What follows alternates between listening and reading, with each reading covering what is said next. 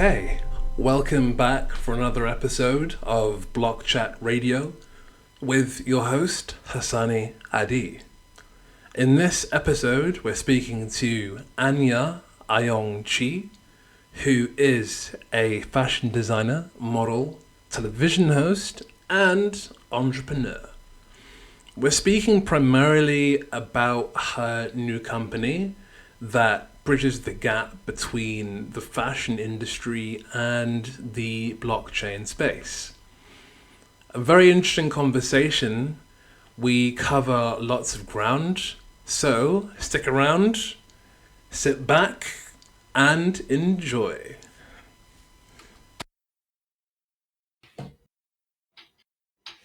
So yeah, we're here today with Anya Ayoung Chee. Anya is a fashion designer, model, and TV host. She was the Trinidad and Tobago 2008 contestant and winner of the Miss Universe pageant. And she's also the winner of Project Runway in the 9th season in 2011. So Anya's had quite a diverse career, really, in terms of media and fashion and modeling. And now she's made or thinking of making a move into the blockchain space.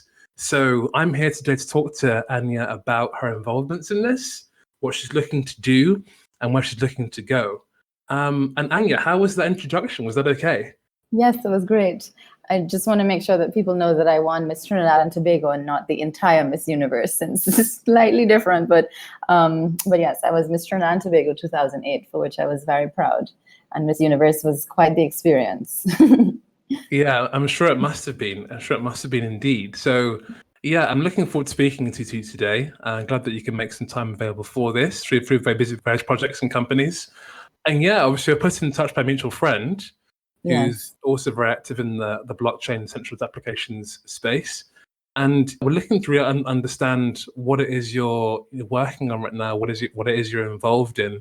I understand it's something to do with fashion that tries to incorporate blockchain technology in some way. Is that correct?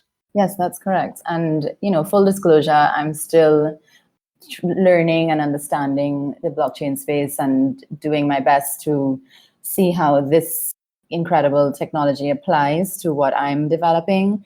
But what I'm developing is a platform that connects consumers directly to the makers of apparel. And the reason I'm doing that is because as a designer myself, I have a kind of patchy background in terms of becoming a fashion designer. I have a graphic design background, but I sort of learned to do fashion on my own, and I learned to sew just to be on the TV show Project Runway. And so I guess I felt that there are lots of people in the world who have a sense of their aesthetic and they know what they like to wear, but they don't necessarily know how to make it. And there's a big gap in the retail market for personalized clothing. And I think that technology can sort of close that gap. And I do think that decentralized technology sort of lends itself to this approach to the fashion industry. And I would even call it even more specifically like the apparel industry, because fashion can be very elitist and sort of deliberately exclusive. Whereas what I'm trying to do and the decentralized industry is much more inclusive. And so what I think is the purpose of me really trying to apply blockchain technology to this platform is to sort of further create something that is inherently inclusive. And that's my interest in blockchain, and that's my interest in it as a whole. And really, I'm trying to understand as best as possible how this technology applies to what I'm trying to develop. Wow, that's, fair enough. Yeah, very, very interesting. Thinking about where to actually approach that. Okay, so I guess I want to first try to understand what are the pain points? What are the key problems that you think the fashion industry in general has? I'm mildly aware of the fashion industry. I'm vaguely aware of the fashion industry. I have friends doing stuff in the industry in terms of waste and supply chain and product and shipping and high fees in terms of material acquisition and procurement. But Yep. I want to I know a lot. understand really from I'd like to understand from your point of view, as someone who's been experiencing this in that particular sector, what really are the key issues that fashion, well, as you put it, the apparel industry faces? Yeah, I mean, you hit a lot of the points of where there's a sort of there's a need for disruption in many of those areas that you pointed out. I mean, of course, there's the environmental issues that are becoming more and more known to the wider public. That's factories and fast fashion sort of encouraged because there's a lot of waste. There are a lot of issues with dyes and the ways in which, fast fashion products require a certain type of the industry to operate in a certain type of way. What I'm creating, in essence, is the opposite. It's sort of one person making one garments for one end consumer, but sort of mass personalization. So it kind of cuts down that factory-oriented, easily waste-producing type approach. This approach also kind of goes back towards production methods that, growing up in the Caribbean, and I gather growing up in a lot of developing nations, we were very accustomed to having somebody like a seamstress or even an aunt or an uncle, not an uncle necessarily, usually an aunt or a grandmother, make something for you for a special occasion. And so Wow. It's also going back to traditional ways of having clothes made and also having the consumer be more involved in what the end product is. Whereas with retail, a lot of that gets removed. Even if you're not sort of privy to the issues of the fashion industry, everyone wears clothes and everyone therefore has an experience of going to a store and not necessarily finding what they want. Like something is almost right. It's almost the right size. It's almost the right color. It's almost the right fabric, but it's not. Very rarely is it exactly what you want. And I just think that technology is therefore an opportunity. There are enough tools at our fingertips now to close that gap, to create more personalization, to create more sort of consumer satisfaction, and to sort of give the consumer their rightful ownership over what the end product is going to be and even what the process is going to be. And then further to that, there are more and more brands that are advertising themselves as not only sustainable in their practices, but also giving consumers more range of options of knowing where these products are being made, how are they being made, who is making them. And so you're buying product based on the story, not just the product, So I just reading all of these signs and seeing that the consumer has more and more of a desire, and not every consumer, of course, because at the end of the day, an affordable garment is really the primary choice, that people will make. But if the technology of, let's say, what I'm building, a platform that connects you to the makers of apparel, of a wide range of types of apparel being made wherever in the world is specific to that type of garment, will close the gap of how we make choices about what we wear. And not only what we wear, but how what we wear is made, and therefore contribute to the development of a more sustainable and more ethical and more environmentally sound apparel industry.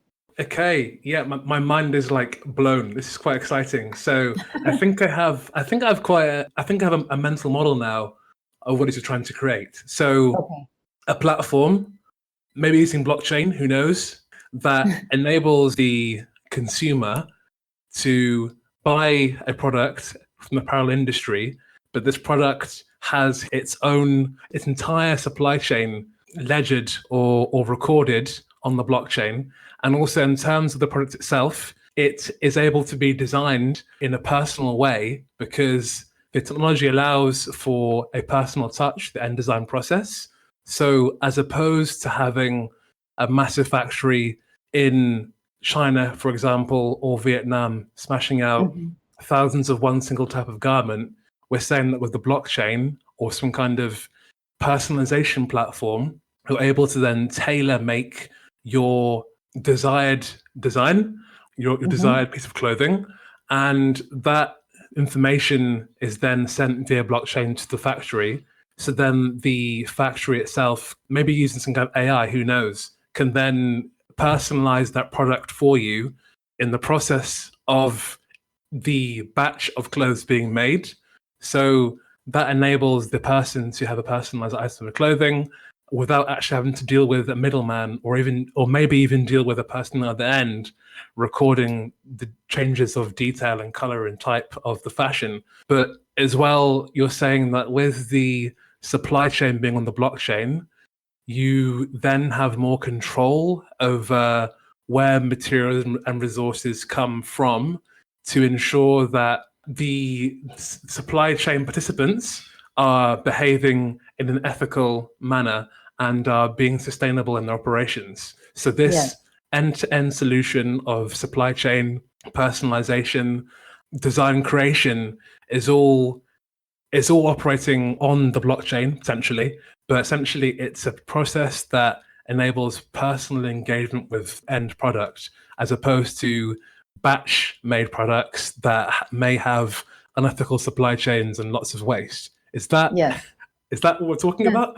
Yes, absolutely. You even went further than I was even thinking. But yes, I mean, essentially, at least in terms of the philosophy of what I'm doing, that's exactly what I'm talking about. And of course, I'm starting smaller, and I'm in the Caribbean right now, so the first iteration is really much more of a platform that makes consumers and makers directly to each other. So I kind of describe it as a little bit of Fiverr meets Etsy. It's sort of like, giving access to creators and consumers in this handmade fashion apparel space, and a little bit of Tinder in the sense that it really is about matchmaking. It's really about the role of the platform is to join these two end users. But when I look at why I'm so interested in blockchain is exactly all the things you're saying, that it affords us this transparency and this sort of group ownership of the entire process and of the product itself. And I'm just interested, as a designer who didn't really come from a traditional fashion design background, in sort of creating even more ownership of what it means to wear clothes, and creating more freedom around that process, and giving all the players involved more control over all the aspects of it that you just described. And I think, at least philosophically, that really appeals to me. And I just love that technology now gives us the opportunity to create things like this. And I will say that because I don't come from a technological background, the gaps for me are in connecting all of these dots, because I know my expertise lies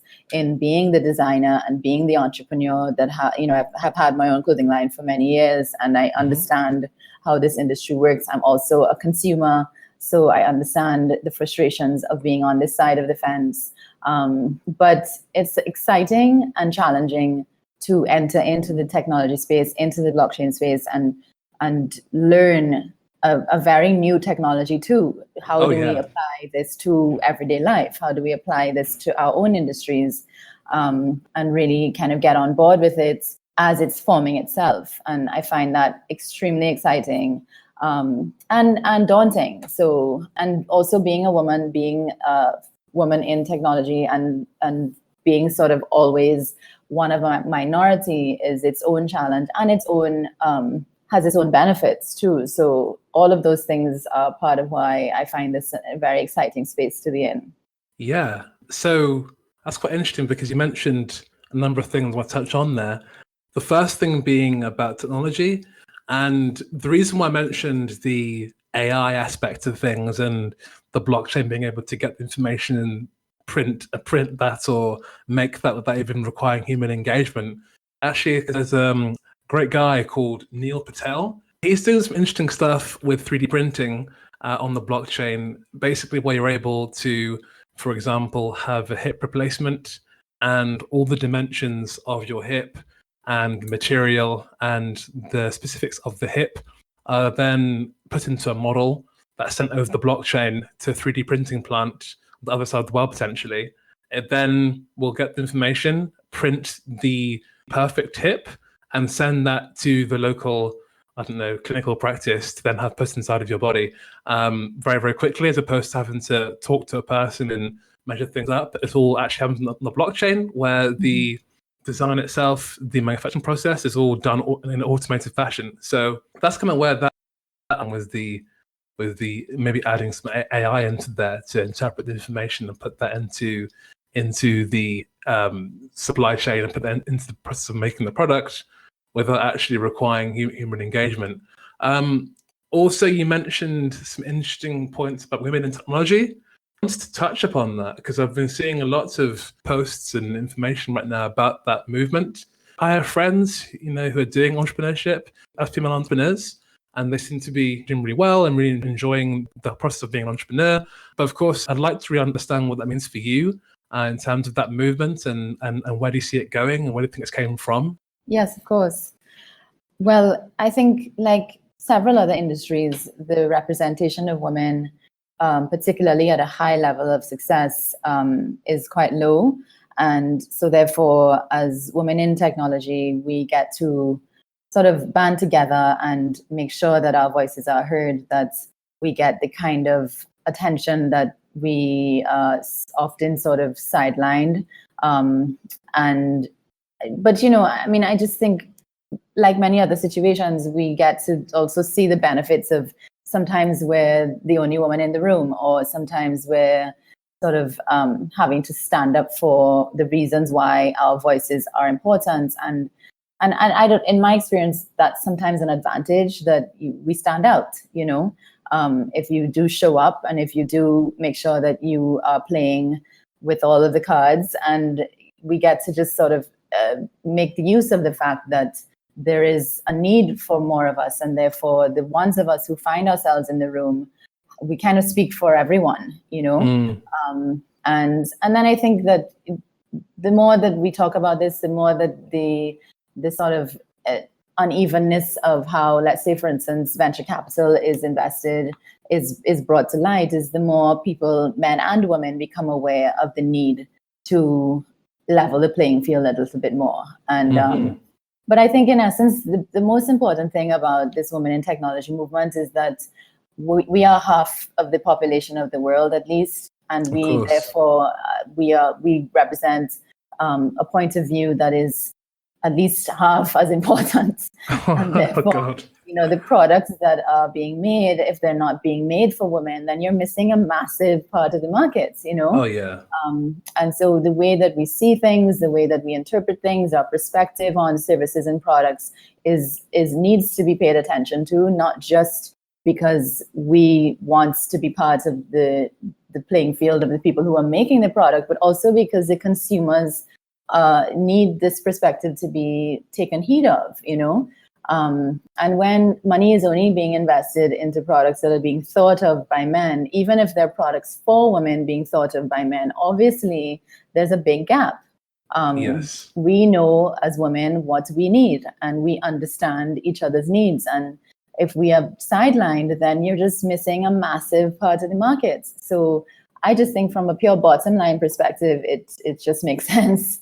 It's very basic, And then just in terms of how the industry works and how having certain types of voices at play, it changes the way that things work. And I think that it sort of feels silly to have to explain that, but I guess when you look at the statistics, it's as basic as that this is what has to be broken down, that we have the voice of women is 100% necessary, and we need to be invested in. We need to see each other succeed. We need to see examples, more examples, not just women, but women of color, women from various parts of the world that I come from the developing world, so I'm even more sort of adamant that we see people from the developing world develop products for us, because we are a massive part of the world, and we can see how, let's just say, for instance, WhatsApp, we as people outside of the major countries that have made certain types of services so successful, because we are such a mass part of this audience. So Yes. I think the need to sort of pay attention to the minorities that consider the demographics that still exist as minorities in the technology space, but that are not actually minorities in the grand scheme of things, is very important. And women are one of those entities. Yeah, of course. And that makes sense. And I think as well, something that I've seen anyway in the blockchain tech space, the blockchain area of tech, rather, I should say, is that there seems to be a real sense of inclusivity and acceptance in the blockchain world. People from Yes. all walks of life and backgrounds kind of come together, band together, and build products and services that change the world. So I think the blockchain space, tech in general, definitely has to maybe catch up. I'm not too sure exactly. Again, I mean, I'm being exposed to a lot of information from all sides.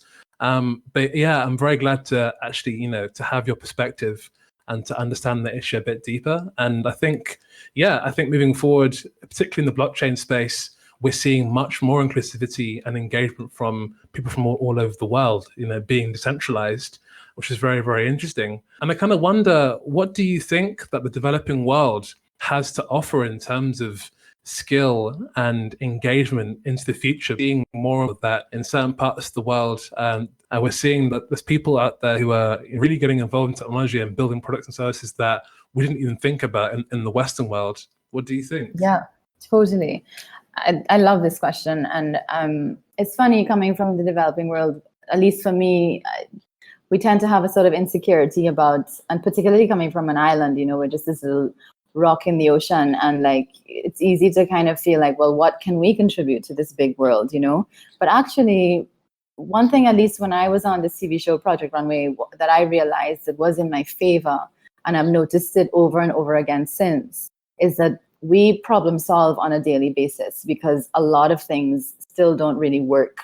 And it doesn't even matter what sort of economic background you come from. A lot of times, at least, and I don't mean to make Trinidad sound bad, but a lot of times, you lose electricity, you lose water. There's like, you go to the bank and there's a long line. Like, there's a lot of things in our environments that don't work as efficiently as they can. And so therefore, we're always problem solving. We're on a daily basis. You have to think of like, okay, how do I work myself around this problem? How do I get myself through this issue? And so we kind of, I don't know, I just think we're sort of built for one, like disrupting things, and for innovation, because we just have to figure things out. And Wow. I think once you apply that to, once you take that way of being and that willingness to innovate all the time, and you use the tools that are now at anyone's fingertips, like, this is the great thing about technology. It doesn't matter where in the world you are. You can go online and learn how to use something. You can figure out different skill sets without having to be in the Western world per se, and make the most of merging those two things. So I actually think that coming from the developing world, we have an advantage of not having to dream up problems. Like, we have our inherent problems in everyday life. And I found, like, for instance, I did this technology innovation program in Amsterdam 2 years ago. And it really hit me that, like, when you live in an environment where most things work really well, you then start tackling more sort of esoteric problems, which is fine. That's all well and good, and the world needs that too. But when you live in a place where everyday things don't work, then you're always tackling everyday problems, and you're tackling everyday problems that mass amounts of people have to deal with, because sort of across latitudes, in a way, there are issues that we are dealing with in Trinidad that people are also dealing with in Nigeria, that people are also dealing with in, let's just say, like you mentioned, Vietnam, like we're all kind of on a similar line of the types of issues that we're having to face. And I just think that once we can see that big picture, and we can have the confidence to know that we have a specific type of skill set that people in the developed worlds don't need to have, then and then use technology to create solutions for that, then we're actually in a very sound position to create solutions that affect and can therefore be useful for the entire world. So that's how I think, on a very broad level, we can contribute to this technological space, and where, in many ways, like, I don't know, do you know this program, this app called Twigger? It's a solution for vendors, agricultural vendors in parts of Africa that right now I can't remember exactly which countries, but it really sort of addresses issues for these agricultural parties, that solves problems for individual people, but also on a large scale. And Wow. I think that, using technology to solve real problems in that sense, on the ground, but for mass amounts of people, is something that we in the developing world can address in a way that is very specific to us, but also universal. And I think that, I'm saying the same thing again, but it's really, that's where I see the most amount of value of coming from this part of the world and being able to make a contribution on a larger scale.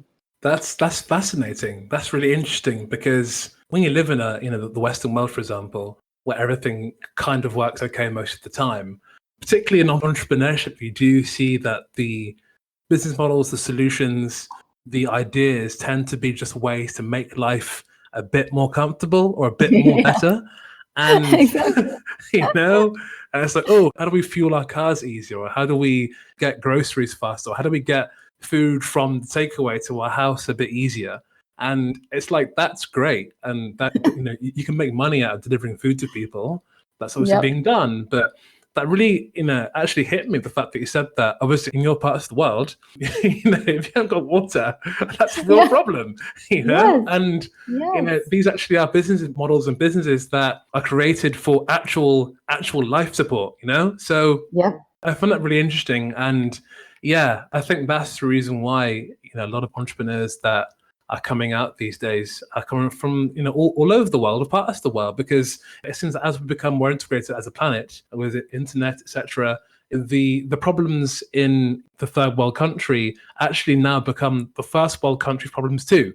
So we're only seeing more and more integration, and I'm sure, I doubt we'll see the solving all the world's problems in the meantime, but it's definitely good to see that people are thinking more carefully about how do we solve global issues as opposed to just Western issues or just Eastern issues. So that's really fascinating. It's the beauty of technology. It's so egalitarian. It's so inclusive once we allow it to be. And I just think once we have a disruptive approach, there's no boundary as to who can use what and for what reason. I think for us in the developing world, it's just a matter of, it really, again, this is just from my perspective of being from Trinidad, and I don't want to say this is like all of the developing world, but I think the primary thing that we have to do is sort of own the fact that we have these skills and not try to do copycat versions of technology that has been successful in the Western world, because to me that's sort of useless. Like we actually the ones who have the need for different types of solutions. So why not tackle the problems that we have, and then see how does it apply to the bigger world, rather than sort of make a Caribbean WhatsApp and make a Caribbean Facebook and make a Caribbean, you know what I mean? Like, to me, that's sort of makes sense. And I do think that's born from an insecurity, and it's instead of realizing that, like, if we just look at technology as a tool and realize that all we're doing is problem solving, then we can address problems that we have and see how they apply to a bigger world. I really get that. And I think you tapped into an issue there, tapping into the question of actually why even do entrepreneurship in the first place? Is it just to make money, to copy and paste a company that works well in the Western world to the Eastern world or developing world to make some money? Or are we actually trying to solve actual problems? And Exactly. I think that's something what really comes down to solving problems and actually making good stuff. So I think that's a really interesting way of looking at it that I hadn't really thought about before in terms of developing world. So thank you for that insight there. And I wanted to understand a little bit about your role in activism right now, because obviously we've covered a lot of ground. I kind of think it'd be interesting to talk a little bit about your role in the activism space.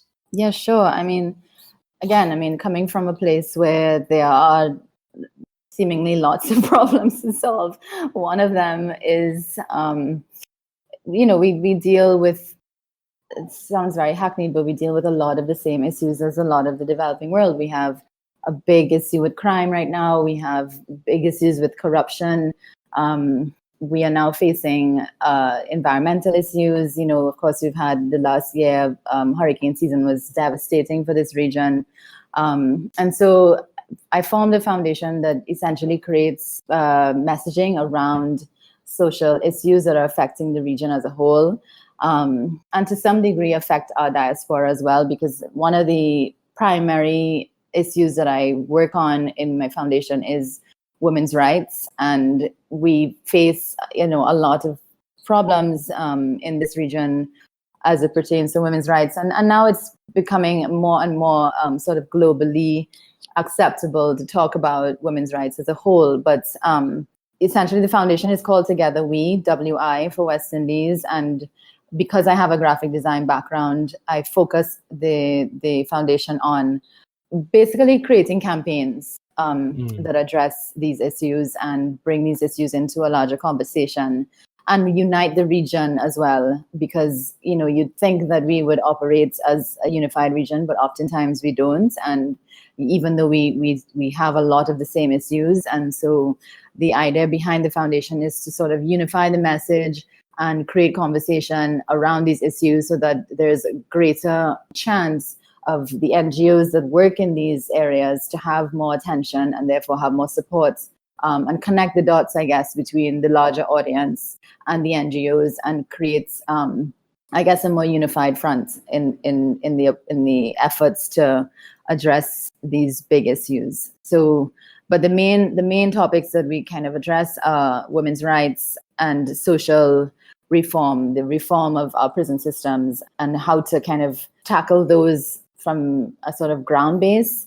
And as I said, bring more attention to the NGOs that are actually doing the work on the ground. Yeah, that's wow. Because I think as well with the activism side of things, I've seen some blockchain-based NGOs, some blockchain-based companies who actually are raising money for certain campaigns. For example, like you mentioned, actually using funds, accumulating funds anonymously using cryptocurrencies, which is quite interesting. Yeah. So we're actually seeing the use of... No, that is interesting. I should really look into that even more. Yeah. I'll send you some stuff actually after the recording. As companies doing some activism using blockchain technologies and cryptocurrency to actually fund projects, for activistic purposes. So that's really interesting. And yeah, I think we've covered a lot of ground. I'm really quite surprised how diverse our conversation actually has been, gone from blockchain to women's issues to activism to fashion. So this has been really, really interesting. I wanted to ask you just a couple of closing questions. Where do you see yourself, your company, in the next 3 to 5 years? Where do you see this going? Is it going to be a massive company, using blockchain fashion, or is it going to be a side project? So what do you think? Oh no, absolutely. I would really love it to be my primary project. And even though right now it's one of probably 4 things I'm doing, all of the other projects really are designed to feed into this one. And in 3 to 5 years, I'd love to see it. It's called Spool, as in a spool of thread, SPOOL. And cool.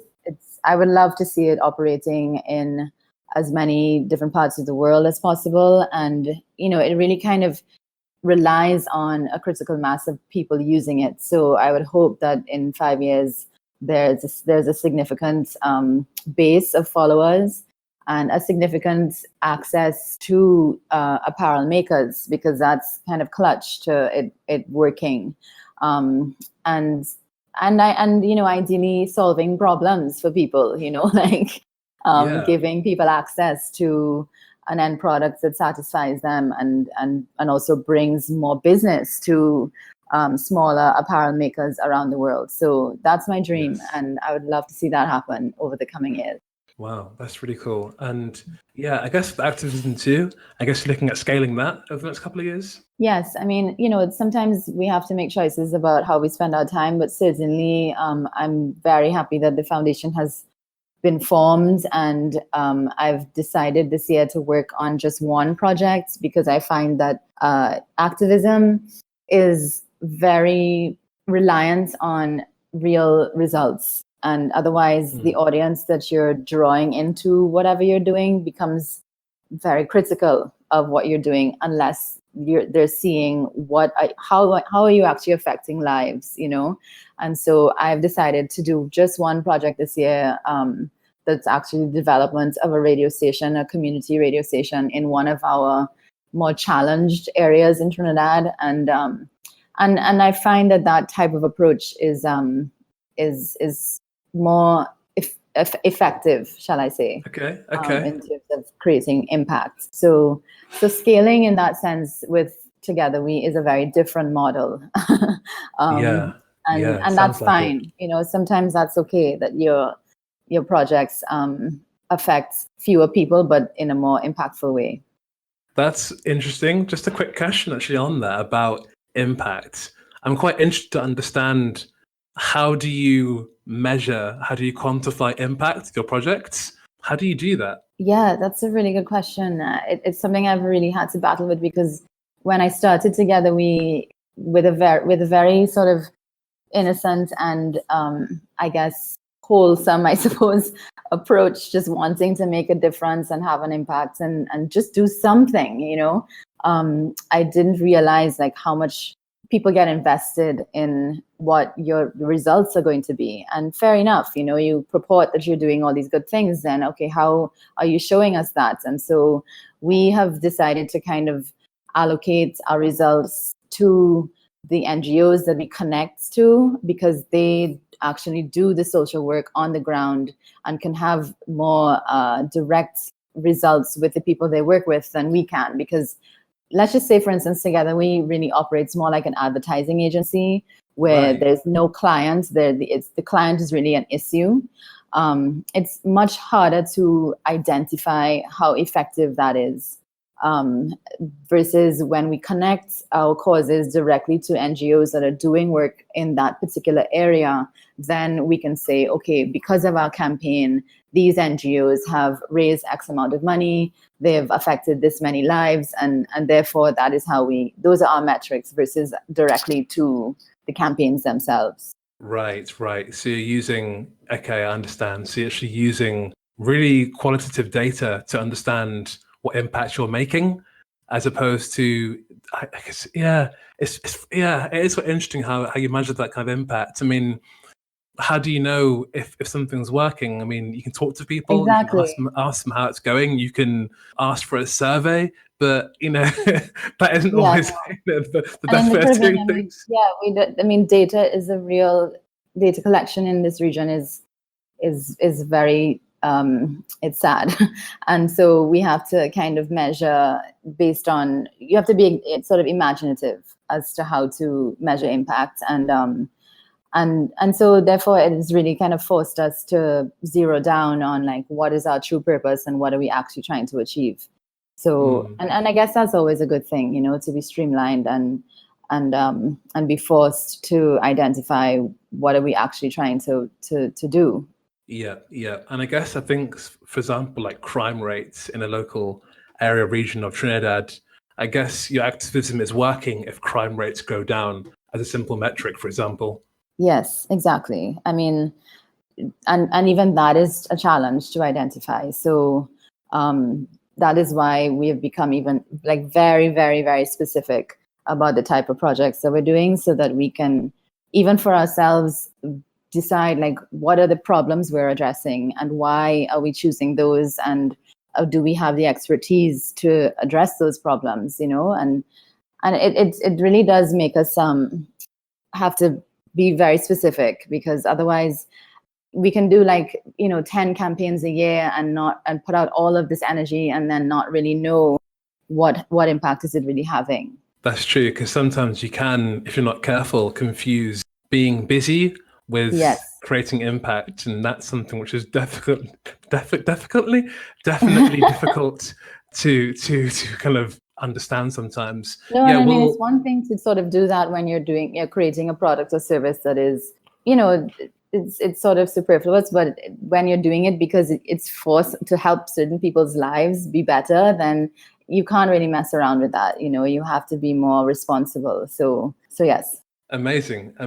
So I'll have to put links up to all your various projects and companies and stuff Yes. in the link. So where can our listeners find you on the internet? Yes. Well, my website for my clothing line is anyaayungchee.com. My social media handles are all at Anya Ayoung Chee. And the best way to find out more about Together We is on Facebook. So facebook.com/Together We, which is Together WI for West Indies. And I think that's everything. Yes. I will have to write some links down because Ayoung Chee isn't necessarily easy to It's not that easy to type spell. in. I'll send you everything. Amazing. Yeah. Well, Annie, it's been amazing talking to you. Fascinating conversation. We covered so much ground. It's been really interesting. And we'll just stay in touch really and have a great rest of the weekend. Thank you so much. Thanks so much for having me. It was great. Amazing. Thanks. Bye-bye. Take care. Bye-bye.